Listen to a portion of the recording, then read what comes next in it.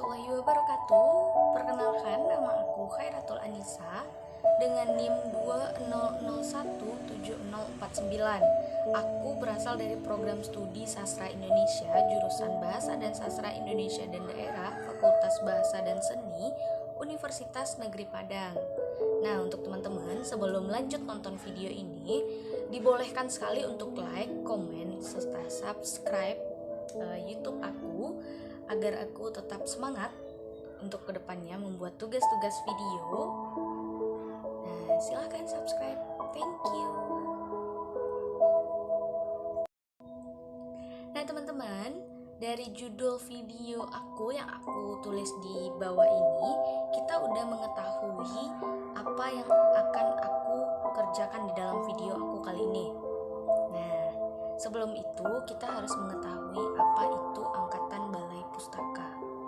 Angkatan Balai Pustaka adalah nama yang diberikan kepada pengarang atau penyair yang dianggap sangat produktif menerbitkan karya-karyanya di penerbit Balai Pustaka pada tahun 1920-an. Nah, diantaranya para pengarang itu adalah Nur Iskandar, Abdul Muiz, Marah Rusli, Muhammad Kasim, Mireri Siregar, dan Tulis Sutansati. Untuk itu, beberapa karyanya yang melegenda seperti Siti Nurbaya, Azab dan Sengsara, Sengsara Membawa Nikmat, Salah Asuhan, dan masih banyak lagi. Nah, teman-teman, kali ini aku akan menganalisis unsur intrinsik dan ekstrinsik dari salah satu novel populer Angkatan Balai Pustaka, yaitu pengarangnya adalah Tulis Sutansati. Novelnya berjudul Sengsara Membawa Nikmat.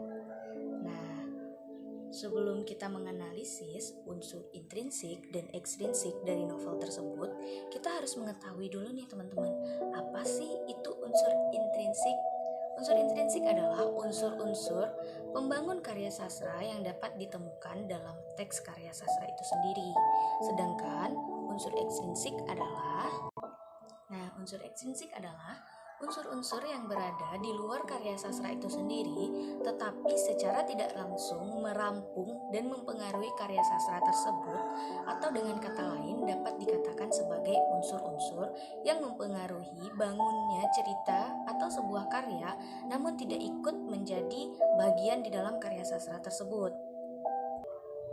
Nah, sebelum kita membahas lebih lanjut tentang apa sih unsur intrinsik dan apa sih unsur ekstrinsik yang berada dalam novel Sengsara Membawa Nikmat, tentu sebelum itu kita harus menganalisis novel tersebut, membaca novel tersebut, sehingga kita dapat menyimpulkan secara singkat apa isi cerita itu yang disebut dengan sinopsis. Nah, sinopsis dari cerita Sengsara Membawa Nikmat ini adalah novel ini berkisah tentang seorang pemuda di suatu desa di tanah Minangkabau, tepatnya di kota Bukit Tinggi. Pemuda itu bernama Midun dengan seorang kemenakan raja, yaitu Kaca. Nah, pada kisah ini, Midun sangat amat dicintai oleh warga, sedangkan Kaca adalah orang yang amat tidak disukai warga. Karena hal itu, Kaca iri hati kepada Midun dan berbagai macam cara dilakukan Kaca untuk menjerumuskan Midun. Hingga puncaknya terjadi perkelahian di antara Kaca dan Midun yang mengakibatkan Midun harus dihukum ke Kota Padang, dipenjara ke Kota Padang selama 4 bulan. Nah, di Kota Padang sendiri, setelah dipenjara, Midun bertemu dengan gadis cantik dan lembut, baik budi bernama Halimah. Nah, Midun di sini berperan menyelamatkan Halimah dari sekapan ayah tiris dan membawa Halimah kabur ke tanah Jawa. Untuk itu, Midun tidak pernah kehilangan apa itu yang namanya ujian dan cobaan. Hingga sampai di tanah Jawa pun masih banyak sekali ujian dan cobaan yang harus diterima oleh Midun. Hingga akhirnya karena kesabaran dan kebaikannya serta ketabahan hatinya, Midun berhasil memperoleh pekerjaan yang sangat besar lalu menikahi gadis yang dia selamatkan tadi, yang bernama Halimah. Pada akhir cerita, Midun dan anaknya yang hidup sudah cukup dan bahagia kembali pulang ke tanah air, ke tanah Minangkabau, menemui saudara-saudaranya serta keluarganya.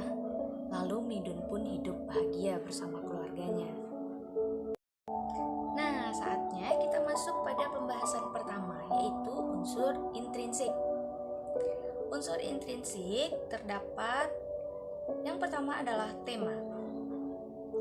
Tema dari cerita Sengsara Membawa Nikmat ini adalah perjuangan seorang tokoh yang bernama Midun dalam menjalankan segala cobaan-cobaan yang diberi Tuhan kepadanya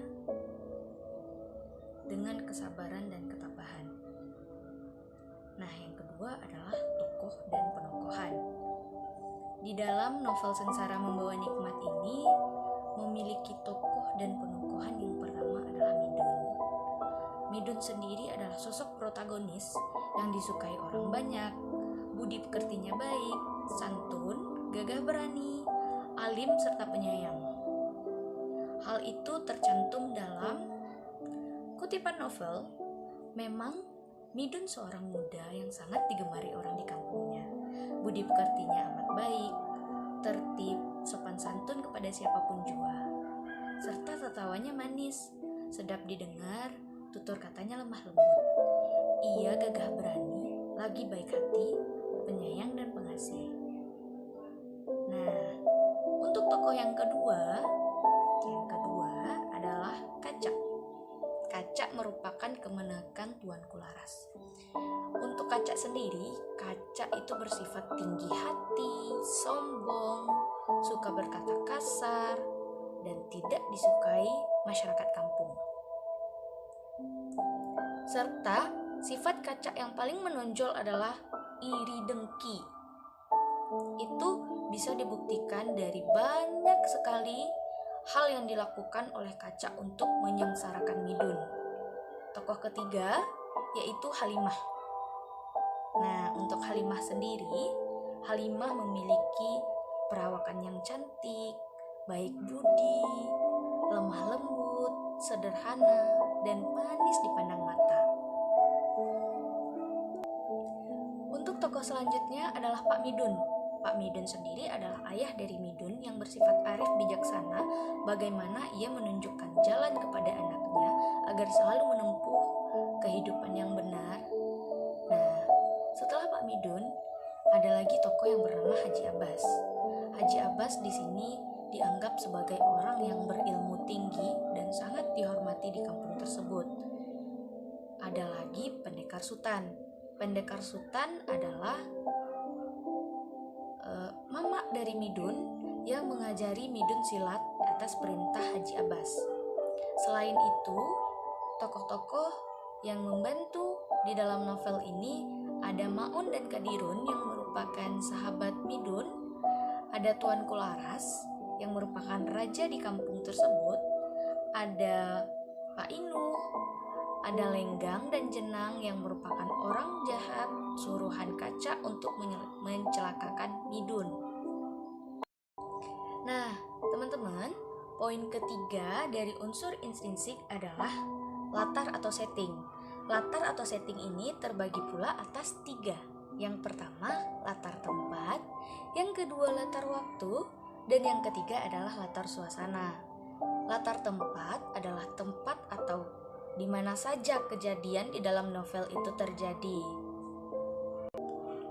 Seperti yang sudah saya jelaskan, cerita ini terjadi di salah satu desa di kota Bukit Tinggi. Maka, latar tempat yang pertama adalah Bukit Tinggi, dan beberapa kutipan yang dapat kita ketahui adalah terjadinya kegiatan pasar malam di Bukit Tinggi atau Midun ingin diantarkan atau ingin dihukum ke kota Bukit Tinggi. Yang kedua adalah Kota Padang. Kota Padang adalah tempat Midun dihukum atau dipenjara selama 4 bulan. Kemudian adalah Tanah Jawa, tepatnya di Kota Bogor. Nah, itu adalah tanah di tempat Midun melarikan diri bersama Halimah. Yang kedua adalah latar waktu. Pada novel ini, latar waktu yang mendominasi sekali adalah pada waktu asar, waktu Ahad pagi-pagi, serta pada malam hari. Nah, untuk latar waktu yang malam hari itu terjadi ketika di pasar malam di Kota Bukit Tinggi, sebelumnya terjadi ketika Midun dihukum selama 6 hari ronda di kampung tersebut setiap malam, hingga pada malam terakhir terjadi kemalingan di rumah kaca.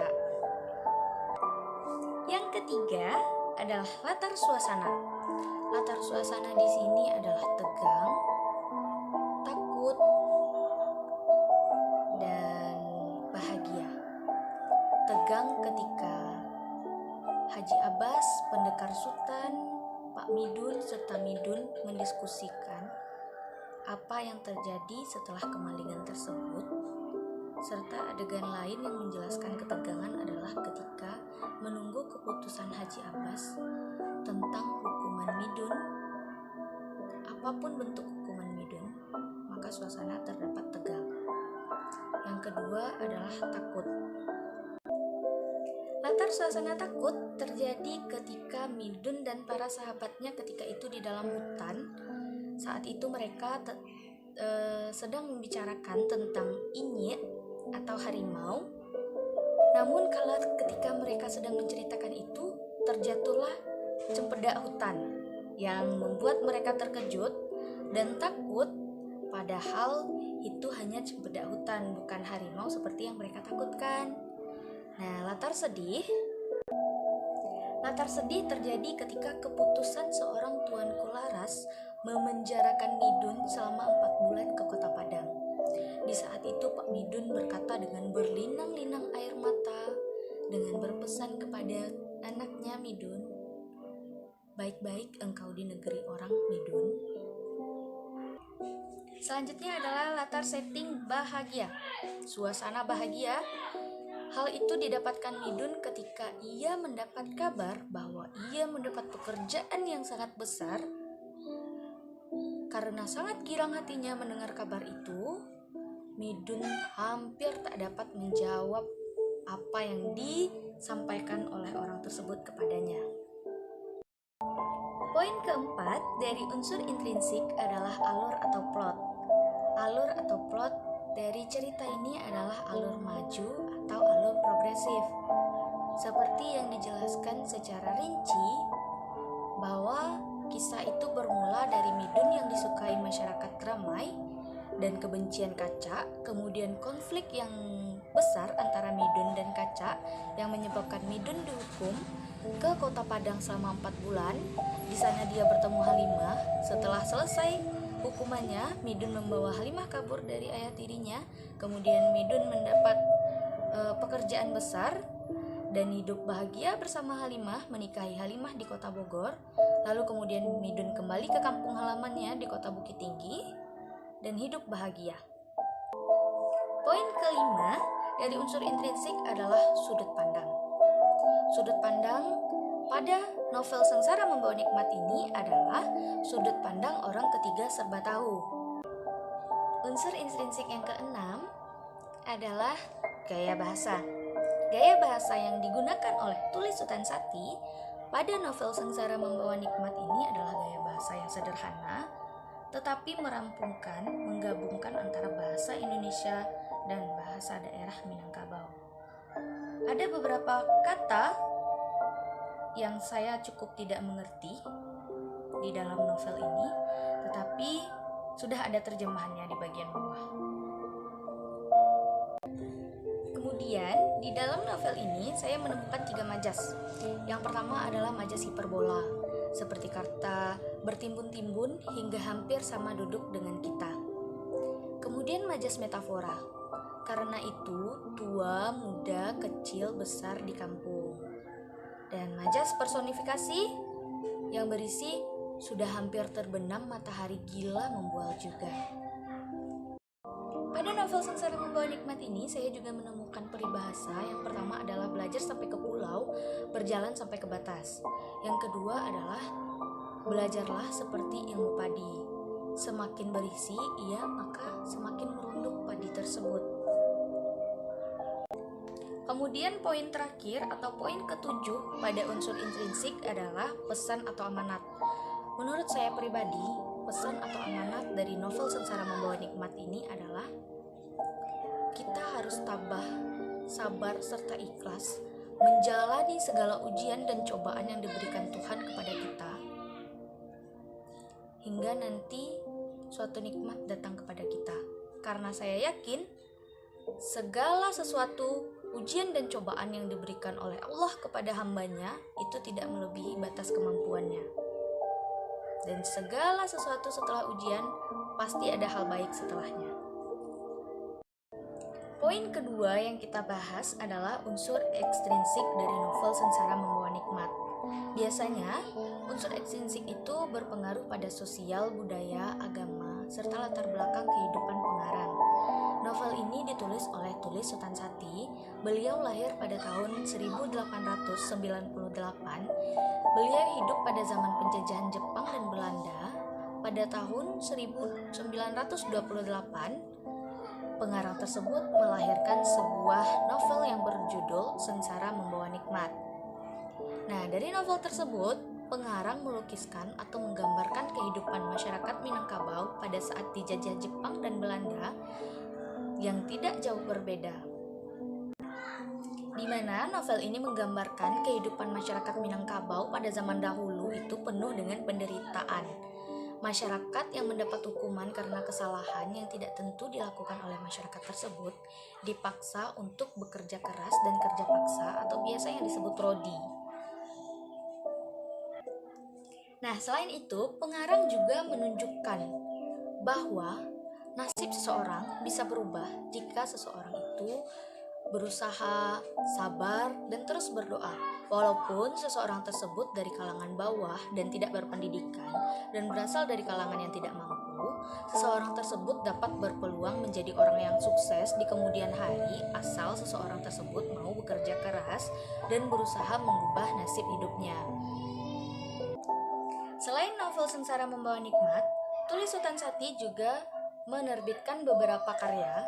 Yang pertama adalah Memutus Pertalian pada tahun 1932, yang kedua adalah Tidak Membalas Guna pada tahun 1932 juga, dan yang ketiga adalah Tak Disangka pada tahun yang sama.